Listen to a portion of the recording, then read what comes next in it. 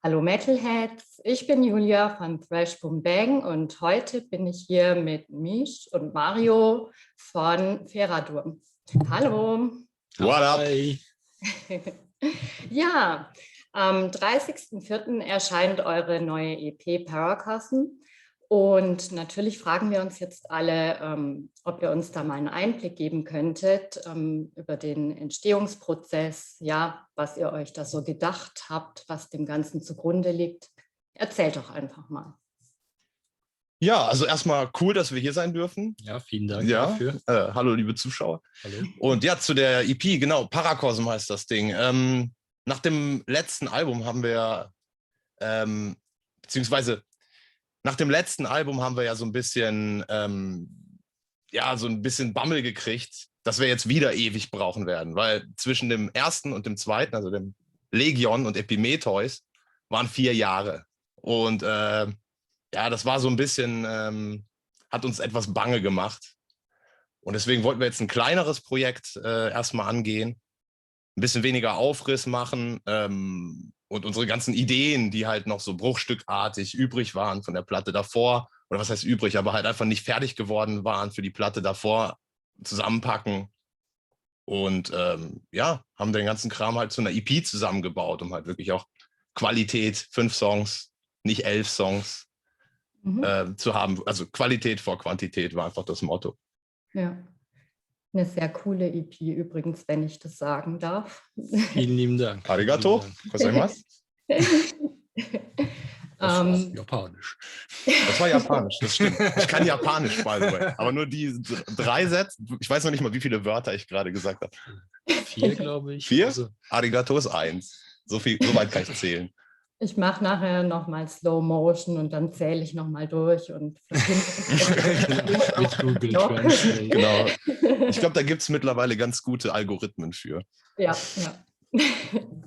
Ja, als Bindeglied zwischen den Songs auf Paracosm dienen ja verschiedene fiktionale Werke.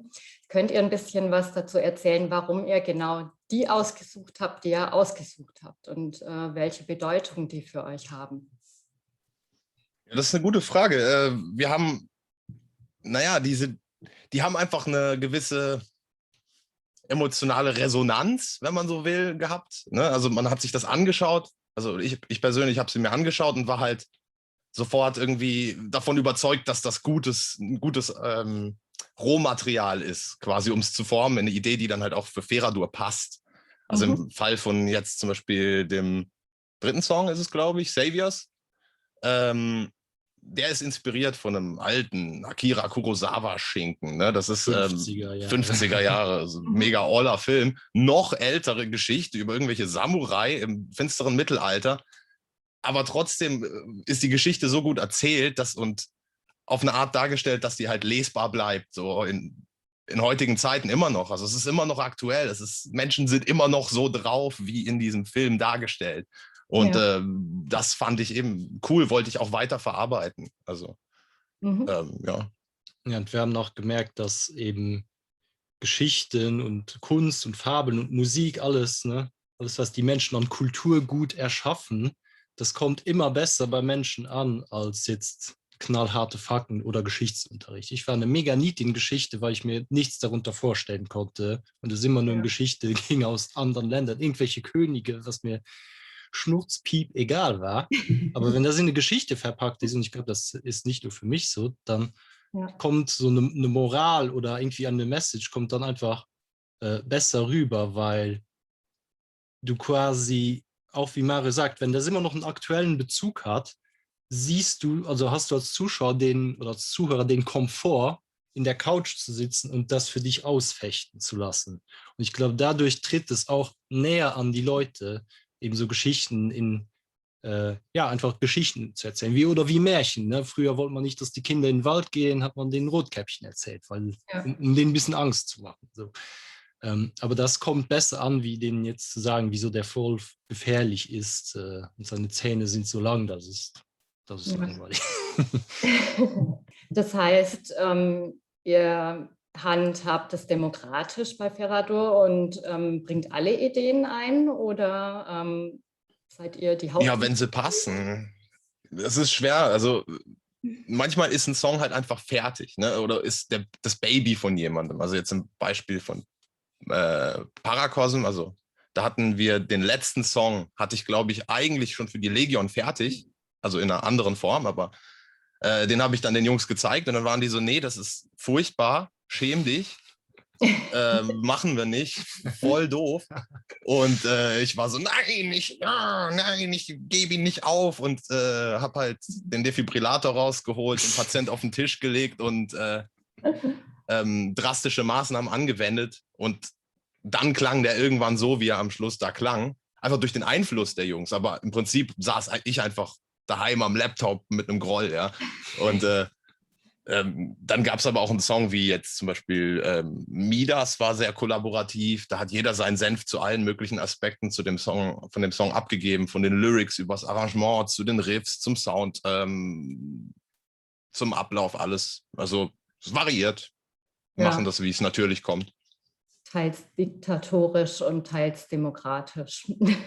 Ja, Genau. jedem wird vorbehalten, dass er sich mal zum Diktator aufschwingen darf. Genau, jeder darf Ja, dann mal. passt Das muss gehen. Ihr bezieht die Ideen für eure Songs ja in dem Fall aus Filmen oder Videogames, haben wir ja schon festgestellt. Bedeutet das im Umkehrschluss, dass von euch persönlich, autobiografisch sozusagen, da wenig auf der EP zu finden ist, oder kann man das so nicht sagen? Also ich würde nicht sagen weniger, aber auf jeden Fall in einer abgemilderten Form. Ich meine, ne, wenn ich jetzt diese Texte geschrieben habe, dann habe ich ja auch quasi eben diesen emotionalen Kick von was auch immer für einem Stück Media das war. Also wenn es jetzt ein Videospiel war oder ein Film war oder was auch immer, es kickt mich ja irgendwie und das trage ich ja dann in mir und dann ist das ja auch, gehört das ja auch mir in dem Sinne. Ja. Also ich bin da nicht so, dass ich sage, das ist jetzt weniger persönlich, aber es ist auf jeden Fall also weniger nah an meinem emotionalen Kern dran, als jetzt zum Beispiel die Sachen von der Legion, wo ich halt teilweise auch dann versucht habe, Metaphern zu finden für Gefühle, die ich halt wirklich irgendwie, mit denen ich mich alleine fühle oder sowas.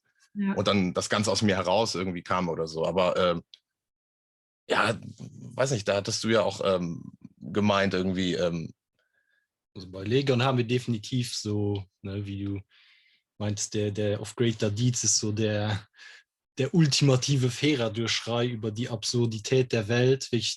Da saßen wir wirklich im Zug zusammen und waren so, hey Mario, hier ist so ein Gefühl, ich kann es nicht beschreiben, können wir bitte einen Song drüber machen? Der so, ja, schieß los. Und dann sind wir da 3 Stunden Zug gefahren und am Ende hatten wir den ganzen oder 3/4 des Textes fertig mit der Idee, die er dann haben soll. Und hier bei Paracosm kann man sagen, ne, wie ich vorhin meinte, dass Geschichten etwas einfacher an die Leute zu bringen sind, so ist es auch einfacher für uns, eine Geschichte zu nehmen und den Sinn dann für uns eben neu zu formen. Ja. Ne? Das kann eine sehr schlimme Geschichte sein. Alle die Geschichten auf Paracosm sind auf irgendeine Weise tragisch oder apokalyptisch sogar.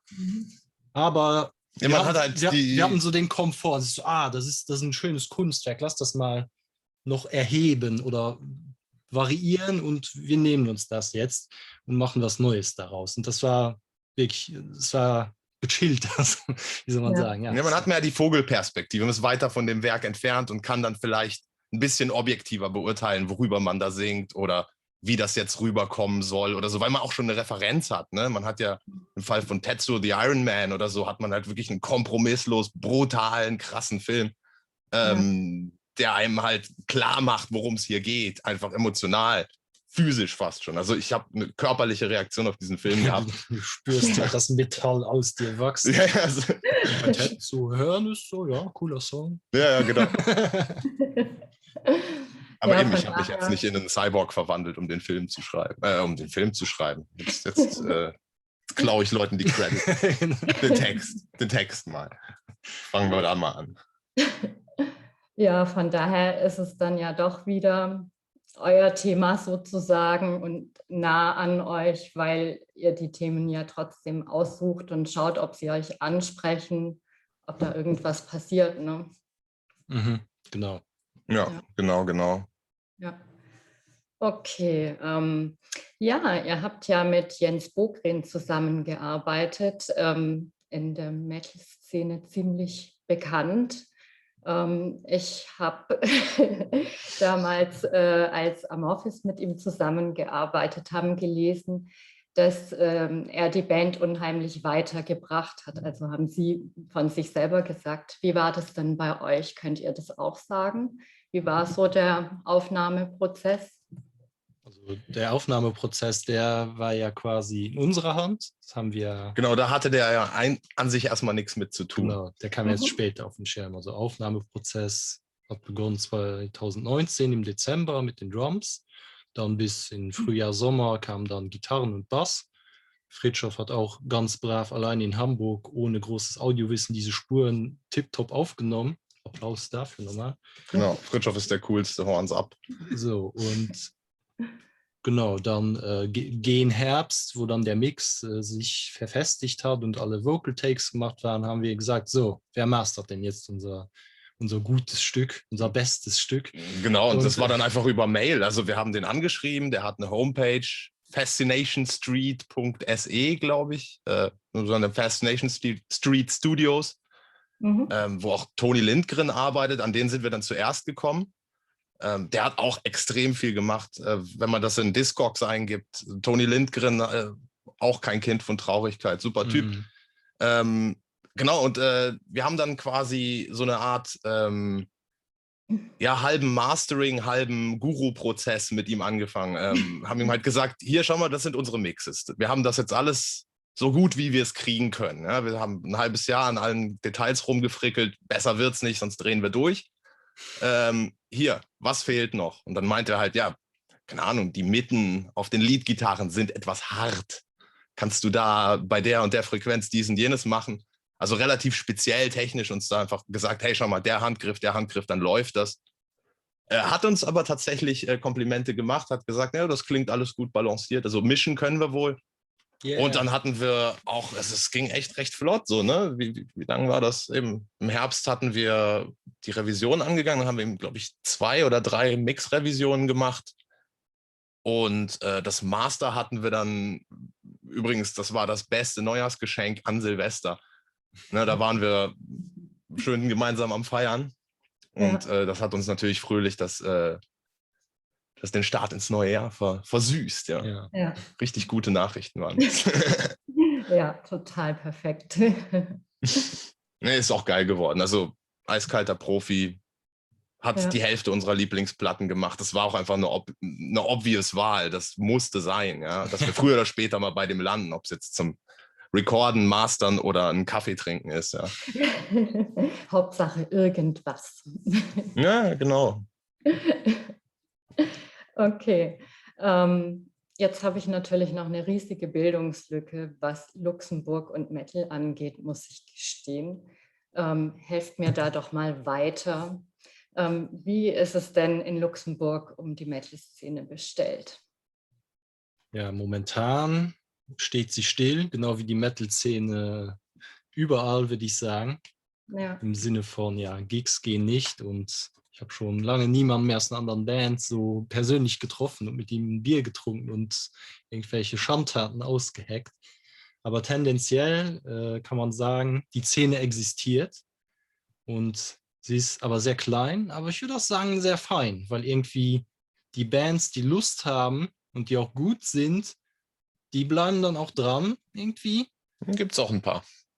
Ja, es gibt halt auch ein paar. Und hier zum Beispiel der Mario hat ein Shirt von einer... Ja, genau. Ich hier represent Incest. Oh, saugeiler okay. Black Metal für Leute, die Krieg mögen. Was wir vorhin von Kriegsthematiken hatten. Also ja, auf jeden Fall. Ja. Die Gräueltaten des Kriegs ist ihr Ding. Das mögen die. Richtig guter Sound.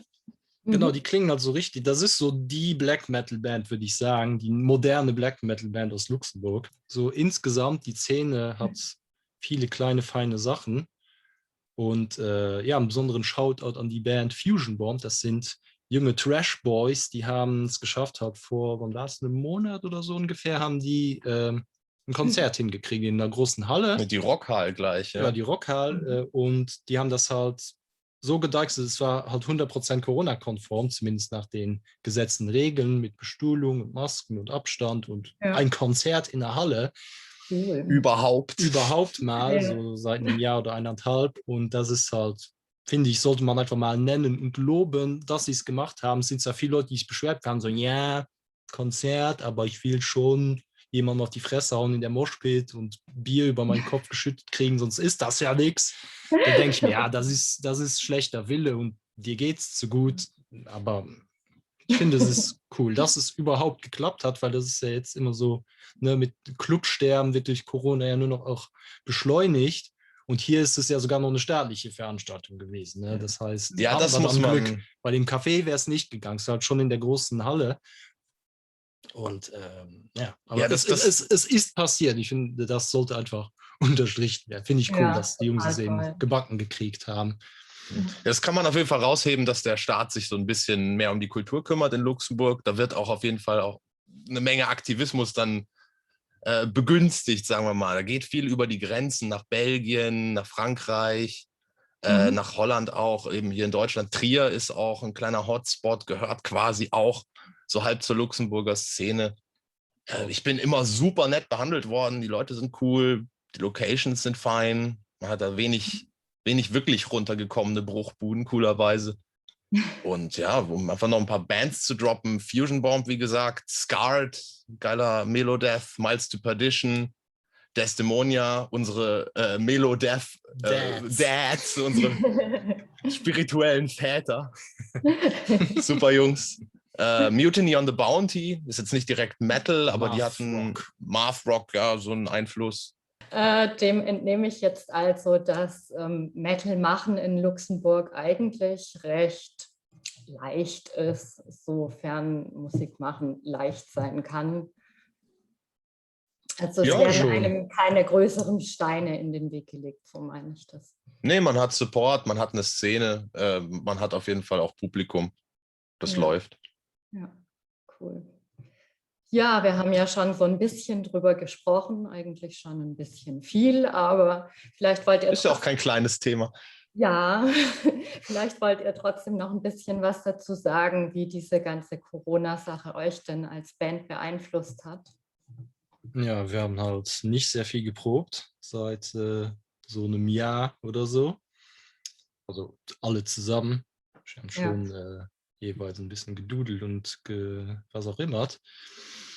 Ja, dafür haben wir aber eben schneller und mehr an Paracos arbeiten können. Ne? Die Drums sind eben noch in Nicht-Lockdown entstanden und die Drums sind meiner Meinung nach immer so das Schwierige an der Produktion, weil da muss man wirklich mit Muskel und Grips ran und konzentriert bleiben und sich das dann auch noch live in den Kopf ballern lassen und immer noch quasi rational drüber denken können. Aber wenn Drums gemacht ist, dann ist die Platte quasi fertig, würde ich sagen.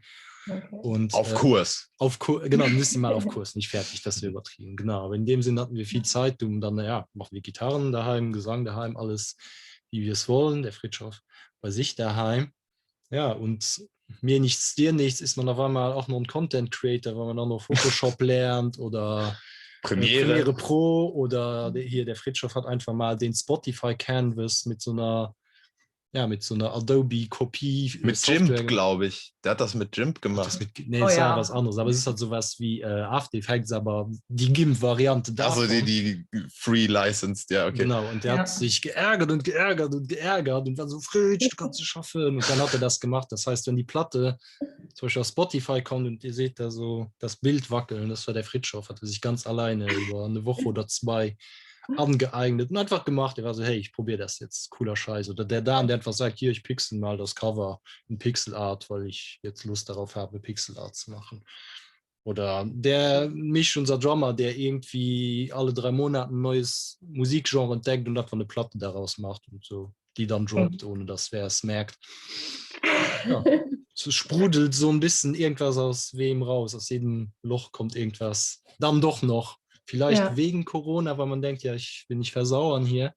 Ich denke, das ist so ein Ding, dieser psychologische Faktor von Corona ist echt interessant, weil du willst Dinge jetzt fertig machen, damit sie so ein konkretes Ende haben, weil man das jetzt so im Leben braucht, weil dauernd so diese Ungewissheit ist so, kann ich wieder einen Gig spielen? So, ja, dieses, Ja.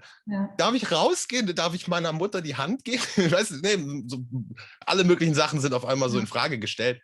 Und da ist es halt total schön, wenn man halt eben einfach so eine kleine Synthi-Platte zusammendengeln kann innerhalb von einer Woche oder ich weiß gar nicht, Mische war mega schnell, ne? Moke Prabeli heißt das Projekt. Dungeon Synth, perfekte Musik zum Dungeons and Dragons spielen dabei. Wir haben nicht geschlafen, Mann. Wir haben echt nicht gepennt. Ich dachte dann, so 2020 hat uns voll den Strich durch die Rechnung gemacht, aber wenn da kein Corona gewesen wäre, hätten wir einfach nur doppelt so viele Sachen gehabt. Aber ja, aber ich glaube, um es kurz und knapp zu sagen, Corona hat uns einfach so einen großen Schrecken eingejagt, dass wir einfach voll wuselig und produktiv geworden sind auf einmal. Ich glaube, so ein bisschen das ist passiert. Ja. Ja, cool. Also total spannend finde ich das. Habt ihr echt viel gemacht. Wahnsinn. Und wahrscheinlich habt ihr jetzt noch keine Gigs konkret geplant. Also in Trier habe ich ja jetzt schon gehört. Sonst noch irgendwas? Ja, aber sonst, wir haben uns dieses Jahr gar nicht mit Festivals beschäftigt, weil die Festivals haben ja auch alle schon längst angekündigt, so, ja, wir finden nicht statt, wir machen lieber ein Kollektiv und regen uns nochmal mit gemeinsamer Kraft darüber auf, dass der Staat diese Situation nicht handelt. Deshalb haben wir da das einfach sein lassen. Wir machen jetzt Paracosm und haben das so gut gemacht, wie wir konnten und auch, wenn es dann draußen ist, versuchen wir es so gut es geht zu promoten. Die Leute können es ja streamen oder kaufen, es ist ja da. Spätestens 30. April ist das überall und dann haben wir unser Stück Corona-Arbeit mal an die Welt rausgegeben und das reicht uns dann für den Moment. Und dann können wir ja gleich wieder weiterschreiben und die Baustellen wieder aufgraben und da neue Riffs reinschaufeln. Ja, ein bisschen was auf Halde machen. Ja. Wir haben schon wieder so einen esoterisch aussehenden Äquationszettel, wo. Ja, hier ist irgendwo so eine Riesentabelle mit allen Songs und halben Songs und das Riff muss dahin und das sieht aus wie der Bauplan für so eine Raumstation oder sowas. Oder so eine physische Formel, einfach so. Das sind ja auch immer so Brüche, ne? So oben stehen 3 Songs plus mal minus geteilt über diesem Song. Ja. Ja. Schon eine Wissenschaft, würde ich sagen. Ja. Kunstwissenschaft. Ja, es hört sich. Macht viel Arbeit. Also ich sehe schon, langweilig wird euch auf jeden Fall nicht. Nee, keine Sorge. Das lassen wir nicht zu. Das ist gefährlich. Wenn langweilig wird, dann machen Leute dumme Sachen. Ja, das stimmt allerdings, ja. Und die Promotion gestaltet sich wahrscheinlich etwas schwieriger oder anders, oder wie ist das so? Nur online. Also für Legion haben wir uns noch ein paar Plakate und Flyer und so Sticker gemacht und da haben wir dann Luxemburg komplett zugekleistert und auch ein bisschen Köln und Trier und überall, wo wir hinkamen oder einen Mann oder eine Frau sitzen hatten, die uns da ein bisschen unterstützt haben. Aber hier, ich dachte mir, oder wir hatten jetzt die Idee, dass wir machen trotzdem jetzt Sticker, weil wir immer irgendwie Sticker zu den Releases machen, weil Sticker sind cool und wir mögen Sticker. Und jeder liebt Sticker und irgendwann, man kann ja spazieren gehen und da mal so ein Paracosm-Sticker kleben. Ja, das ist ja irgendwie in einem Rahmen noch erlaubt. Das heißt, ein bisschen Guerilla-Werbung so mit Stickerei wird vielleicht noch kommen, aber sonst haben wir uns halt eher auf die Online-Promotion fokussiert und ja, ich habe mich halt da mega reingewuselt und bin ich auch so zu dir gekommen. Ja. Und genau, der Fritjof hat dich empfohlen. Er war das wieder mal. Danke, Fritjof, für den netten Kontakt. Aber ja. Was würden wir ohne den Fritsch machen, ganz im Ernst? Aber echt? Wir hätten weder Bass noch Interviews. Noch Fame. Also, er ist ja eigentlich unser Dad. Er ist dann das letzte richtige Gründungsmitglied, muss man dazu sagen. Okay. Er ist am Truth. Er ist das Zugpferd. Wir haben zwar hier so die Zügel vielleicht in der Hand, aber er ist immer noch das Pferd, das den ganzen Karren zieht. Habe ich das Gefühl. Ist aber nicht sehr nett, ihn mit einem Pferd zu vergleichen. Hätte ich einen Ochsen nehmen sollen. Das ist einfach ein Fritsch, man. Das ist der Fritsch. Naja. Wo habe ich jetzt auf die Frage geantwortet? Was war die Frage überhaupt? Promotion war das Thema. Achso, Promo, ja gut. Ja, Online-Promo, ja. E-Mails. Ganz langweilige Büroarbeit. Aber wenn Leute dann nachher die Musik hören, ist das ja alles dann wert gewesen. Also ist ja auch alles, was wir wollen. Wir wollen gehört werden auf die eine oder andere Art. Und wenn wir dafür nicht auf eine Bühne müssen und ich mir dafür nicht 1,5 Stunden am Stück die Seele aus dem Leib schreien muss, bin ich ja auch auf einer gewissen Ebene dankbar dafür. Also so mal so eine Pause von dem ganzen Terror ist ganz gut. kann auch schon fast wieder schöne Melodien singen. Das tue ich natürlich bei Ferradur nicht, keine Sorge, aber ja, die Stimme kommt wieder. Ja, wenn wir jetzt schon nicht auf irgendwelche Shows gehen können, habt ihr vielleicht irgendein Konzert oder eine Tour oder irgendwas in Erinnerung, irgendwas Skurriles oder Lustiges, was ihr uns erzählen wollt? Mhm. Ja, es gibt eine ganze Menge und das ist auch eine der beliebtesten Fragen, die man so gestellt kriegt, habe ich gemerkt. Aber ich kann es verstehen, weil wenn man schon ein Interview so online führt, dann wollen die Leute so, ja, hier, du willst die Geschichte vom Gig hören. Es ist egal, ob du Genau. da warst oder nicht, du willst nur die Geschichte hören. Aber ja, was kann man sagen? In Köln gab es das Trafo-Station 61 Festival, gibt es immer noch Bei Köln, aber ja. bei Köln. Und das sind ganz wenige private Leute, die wir auch zum Großteil persönlich kennen, die das immer aufziehen mit einer Genehmigung.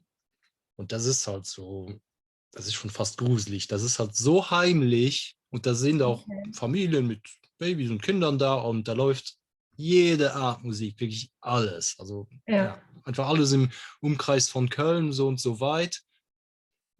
Kann da hinkommen, sich bewerben und die organisieren das dann eben. Also später abends ist eher härterer Metal oder je nach Headliner, das hängt davon ab. Ja, aber als wir da waren, ging es mit einer Klezmer-Band los oder so. Also so Ja. im Prinzip jiddische Volksmusik. Und Ja. dann kam eine Blues-Kombo von Money und den Blues-Anwälten. Und ich glaube, der letzte Tag war ja der erste Headliner quasi Ayahuasca und danach gab es doch noch eine Kombo und das war dann auch so eine Big Band mit so. Ayahuasca auch eine fette Band, muss man sagen. Das waren sehr viele Leute auf der Bühne. Ja, die haben halt für jede Trommel einen Menschen. Ein bisschen so Slipknot mal 2. Ja. Okay. Richtig coole Truppe. Sollte man sich auch mal ein bisschen zu Gemüte führen. Aber ja, Trafostation war geil. Das war cool, weil genau, das ist eben so charmant organisiert und so 3 Tage lang ein richtiges Festival-Ambiente und unser anderer Gitarrist, der Dan, war da auch ein Stagehand parallel. Und irgendwie, ich muss sagen, das Ganze war so absurd perfekt. Wir sind sogar jeden Tag, auch an den Tagen, wo wir nicht gespielt haben, sind wir immer quasi zu Ja, stimmt, wir waren das ganze Wochenende zur da. Ladenöffnung sind wir da hingegangen, stimmt. einfach weil wir da rumhängen wollten, weil es so cool war. Da waren die Liegestühle oder was weiß ich, der Tresen. Die haben da so Sand ausgeschüttet, Genau. Die hatten so eine Beachbar, allen Scheiß, richtig liebevoll. Mich persönlich sticht zum Beispiel jetzt kurz vorm Lockdown dieser Gig in Berlin raus. Da haben wir im Blackland gespielt, ein etwas unheimlicherer Bikerschuppen.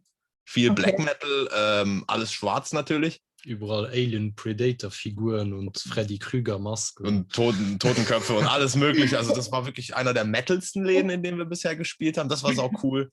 Da haben wir mit Deadpool gespielt, mit Tempo Groove Machine.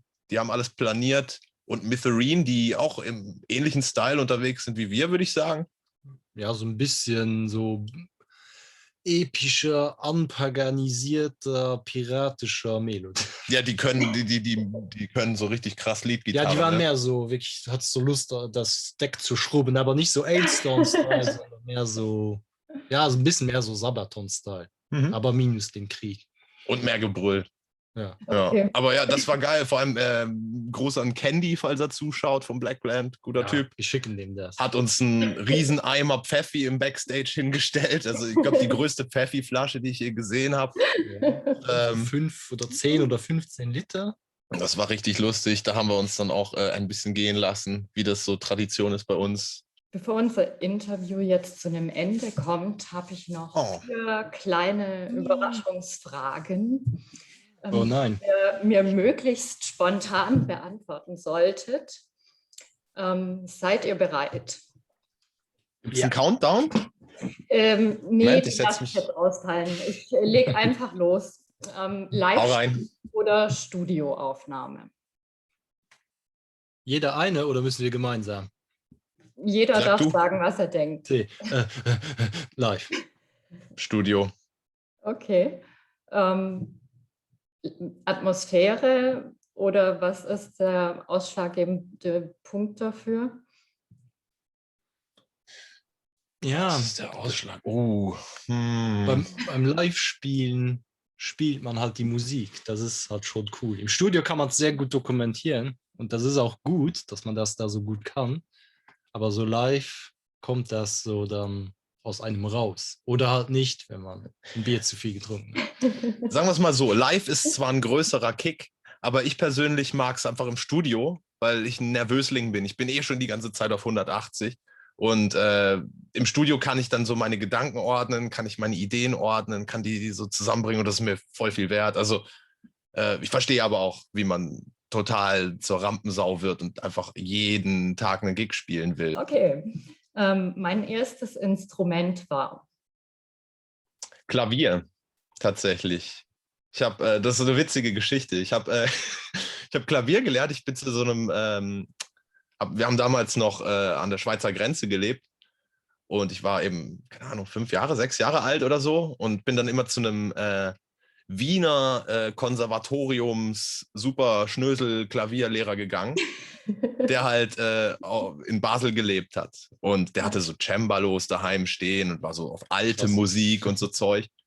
Und ich habe irgendwie 3 oder 4 Jahre lang Unterricht bei dem gehabt. Und dann kam irgendwann mal so ein Notenblatt, auf dem keine Fingersätze mehr standen. Und dann hat er mir das vor die Nase gestellt und ich habe einfach nichts spielen können, weil ich halt das komplette Notensystem ignoriert habe, nur auf die Zahlen geguckt habe, nimm den Finger für die Taste und so weiter und konnte einfach keine Noten lesen. Alle dachten, ich kann Noten lesen. Und dann habe ich mich so geschämt, dass ich nie wieder hingegangen bin, als das rauskam. Ja. Traumatische Geschichte. Wusste ich ja gar nicht. Hä, was habe ich das nie erzählt? Ja, so kam ich zur Musik. Ich habe dann Gott sei Dank später Gitarre gelernt. Das war dann eher mein Ding. Ja. Und bei dir? Ja, ich frage mich gerade, ich weiß, ich hatte als Kind mal so eine Spielzeugtrommel und so eine auch Spielzeugmundharmonika, die glaube ich aber ganz okay war. Ja, auf die Trommel habe ich halt Bum Bum gemacht, die Mundharmonika einfach nur blöd reingepustet. Ich weiß nicht, ob das jetzt wirklich musikalische Erstbildung war. Ja, du kannst mit deinem Atem Geräusche erzeugen. Ja, dann habe ich vielleicht eher gesungen oder gelabert. Ich würde sagen, ja, Gitarre war mein erstes Ding, weil mein Bruder hat Gitarre gespielt und das war cool. Und der war so, hier, ich zeig dir die 8 Akkorde. Mehr kann ich auch nicht, aber dann kannst du 50% von Gitarre, das muss dann reichen. Und so ist das dann gegangen. Ja. Ich würde sagen, Gitarre ist meine Genesis. Ist auf jeden Fall das dankbarere Einsteigerinstrument. Empfehle ich. Nee, als Klavier meine ich. Aber Trommel ist auf jeden Fall super, ja. Mein Lieblingssong ist? Oh, scheiße. Das ist immer schwer. Ja. Mein Lieblingssong ist, ich sag jetzt den ersten, der mir in den Sinn kommt, weil es gibt 10.000 oder so und die rotieren. Aber jetzt in diesem genauen Augenblick ist es ein Song von TV on the Radio. Und wie heißt das Ding? Providence, glaube ich. So, wir schnell mal. Oh Gott, oh verdammt, ich gucke gerade auf dem Handy. So sehr magst du den Song also. Ja, ich höre immer das ganze Album, aber bei dem kriege ich immer so ein bisschen Pipi in die Augen. Ja. Guck mal. Sonst übernehme ich mal kurz. Übernimm mal kurz. Ja, ich muss jetzt genau wie bei ihm, ne, da rattert so ein Glücksrad vorbei, wo 15.000 Songs drin sind, die ich alle super toll finde. Aber jetzt für den Moment würde ich mal sagen, ganz klassisch, ein Song von In Flames, und zwar December Flower. Also das war lange mein Song, wo ich Gute sage, Wahl. hier, das ist der beste Melodeath-Song, weil der hat einfach so diese, wie soll ich sagen, also diese at the gatesige Tuka-Tuka-Schnelligkeit. Aber es hat auch meiner Meinung nach eins der allerbesten Solos aus der Musikgeschichte. Ich finde das Solo in diesem Song, was, glaube ich, nicht mal von einem In Flames-Gitarristen, sondern von einem Gastgitarristen eingespielt ist. Aber egal, das Solo blowt my mind und ich will es eigentlich immer noch lernen, aber ich traue mich nicht, weil ich glaube, dass ich es einfach mega verkacke. Wir können uns da mal dran hocken und dann failen wir zu zweit. Ja, aber ja, der Song, den mag ich sehr gern. Ja, also, weil ich jetzt hier irgendwie plötzlich kein Internet mehr habe und mir dieser TV on the Radio Song nicht einfällt, sage ich einfach was ganz anderes. Einfach um auch so cool und Metal zu sein wie er. Und zwar von Brimstone, Breaking the Waves. Das ist ein sehr tiefer, sehr deeper Cut, aber das ist Power Metal mit Gebrüll und das ist das Beste ever. Es ist einfach ganz normaler Power Metal wie Hammerfall oder so, aber halt mit den krassen Vocals. Ja. Und ich feiere das so hart. Ich könnte dieses Lied einfach einen ganzen Tag, ein ganzes Jahr im Loop hören und ich würde Nicht aufhören zu lachen. Nee, ich würde nicht aufhören zu lachen und ich würde nicht aufhören, jedes Mal das Oh yes mitzumachen. Großartig. Breaking the Waves, Brimstone. Arbeiten anscheinend an neuem Zeug. Seit 10 Jahren. Aber hey, man kann immer noch hoffen. Auf Enzyklopädia Metallum steht active. Ja. Gut Ding will Weile haben, heißt es doch immer so Genau. schön. Also. So ist es. Okay, letzte Frage. Musik ist für mich. So ziemlich der Großteil meines Lebens. Also ich höre das sehr viel, ich mache das sehr viel, ich rede sehr viel darüber. Ich benutze es viel mit anderen Menschen zusammen, um dann mit denen darüber zu reden. Oder das ist schon ein wichtiger Teil meines Lebens. Ja. Also es ist schon die zweite Luft, ja. Ja. Das kann ich unterschreiben. Ich würde einfach sagen, Musik ist echt schön, macht aber auch viel Mühe. Wenn sie jetzt noch so gut vergütet wäre, wie sie gut tut, dann wäre alles perfekt. Ja. Aber ja, so viele Faktoren, wo ich nichts tun kann, außer mal gute Musik. Damit probiere ich es mal. Ja. Ja, gute Musik ist gut. Ja, mit dem perfekten Schlusswort kommt unser Interview dann zu einem Ende. Ja, vielen Dank. Ich fand es total cool mit euch, hat total Spaß gemacht. Ich wünsche euch alles Gute für euch, eure Band. Vielen lieben Dank. Danke. Und ja, lasst es krachen, würde ich sagen. Yes. Vielen Dank, Julia, von Trash Boom Bang, dass wir da sein durften. Julia, vielen Dank für das Interview. War fett. Und auch an die da draußen. Ja, nochmal danke Vielen Dank fürs Zuhören und Zugucken. Fürs Reinschalten, ja. Und unterstützt den Blog. Genau. Und den Metal Underground. Genau. Und eure Eltern. Denkt an eure Eltern. Denkt an eure Eltern. Lest mal ein Buch. Geht mal raus. Ja, also ich stoppe die Aufnahme jetzt schnell, bevor das hier eskaliert. So ist total eskaliert. Peace. Ciao.